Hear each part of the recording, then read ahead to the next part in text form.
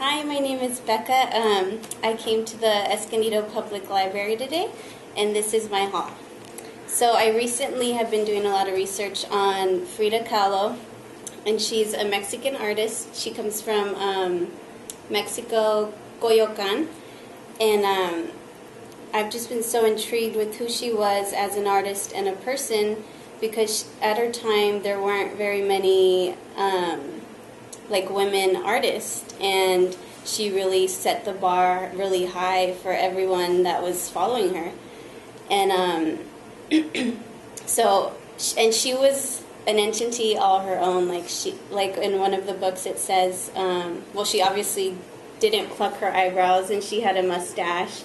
And at that time it was like the 20s and the 30s where the women were starting to be like really sexy and, you know, kind of have their own look. And she went totally against the grain, and she was like, this is who I am, I'm not going to change for anyone, and if you don't like it, then pretty much whatever, you know, it's not my fault.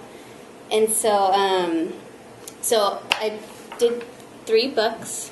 These are letters from her, and this is basically just telling her about who she was. And a lot of her paintings, people are kind of offended by them because they're kind of really graphic and a little explicit, but it was basically how she lived her life. She had like a few miscarriages throughout her life, so a lot of her work is kind of bloody. Like some of them are like on the bed, and she has the fetus coming out. So a lot of people are offended by it, but once you really get to know who she was and understand her art, it's like she was a beautiful person, and she was just trying to show you who she was. And this other book, it's called The Dinner Party by Judy Chicago. And I got introduced to Judy Chicago by reading up on Frida. She wrote a book on Frida about her life, and I read a few other passages from Judy.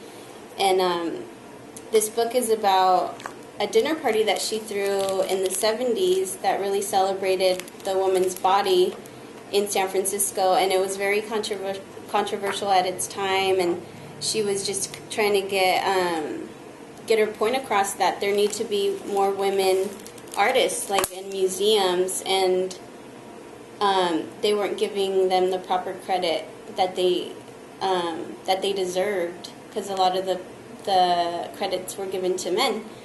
So the representatives of San Francisco really were working against it, and they didn't like what she had because it was a little racy, I guess. And but it ended up being a hit, and thousands of people came, and it made it to a book.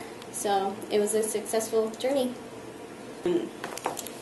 I got the passion of collecting because I recently got a new little house, and in this book there's a lot of, it's very eclectic, and that's how my home is right now. And here it is, the cover. And I recently was house sitting for this couple. They're both artists, and their house is just amazing, with just collections of what they have, where they have gone throughout the world. And it just shows so much character. So I got this one to be a little inspired by the different things, how they put things together. And that's it. Thank you.